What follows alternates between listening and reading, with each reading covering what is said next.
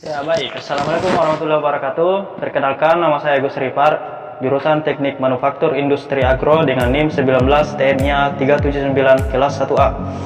Nah, kali ini saya akan membahas sedikit tentang kesalahan atau penyimpangan dalam pengukuran. Dalam proses pengukuran itu, pengukuran paling tidak ada 3 faktor yang terlibat, yang paling umum, yaitu yang pertama karena alat ukurnya, yang kedua karena benda ukurnya, dan yang ketiga pastinya orang yang melakukan pengukuran atau posisi pengukuran. Nah, yang pertama dalam kesalahan pengukuran itu kesalahan pengukuran karena alat ukur. Nah, jika kesalahan dalam pengukuran alat ukur ini karena alat ukur itu sering terjadi karena alat ukur kadang memiliki kerusakan tertentu atau posisi titik nolnya itu tidak sesuai. Kemudian ada juga kesalahan pengukuran karena benda ukur. Nah, tidak semua berada benda ukur itu, maksudnya tidak semua benda ukur itu yang terbentuk pejal terbuat dari besi.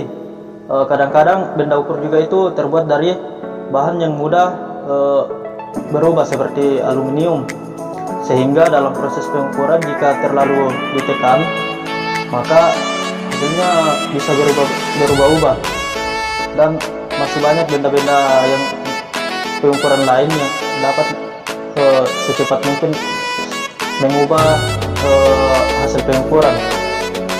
Nah, ada juga kesalahan karena faktor si pengukur. Manusia memang mempunyai sifat-sifat tersendiri yang mempunyai keterbatasan, sehingga sulit diperoleh hasil yang sama dari misalnya 2 orang yang melakukan pengukuran, walaupun kondisi alat ukur, benda ukur, dan situasi pengukurannya itu dianggap sama. Kesalahan pengukuran dari dua manusia ini tadi pasti tidak dipungkiri ada kesalahan. Masing-masing memiliki pandangan yang berbeda. Nah, mengapa demikian? Karena bisa jadi ini karena kondisi manusianya, kemudian kesalahan karena metode pengukurannya itu kurang paham, kemudian yang ketiga itu kesalahan karena skala ukur yang digunakan. Kemudian faktor lain itu kondisi pada manusia itu sendiri. Nah, kondisi manusia ini menentukan dalam pengukuran, apakah sakit, sehingga dalam mengukur itu gemetar atau lapar, itu semua adalah faktor yang mempengaruhi kesalahan dalam pengukuran. Yang kemudian itu ada juga kesalahan karena metode yang dilakukan.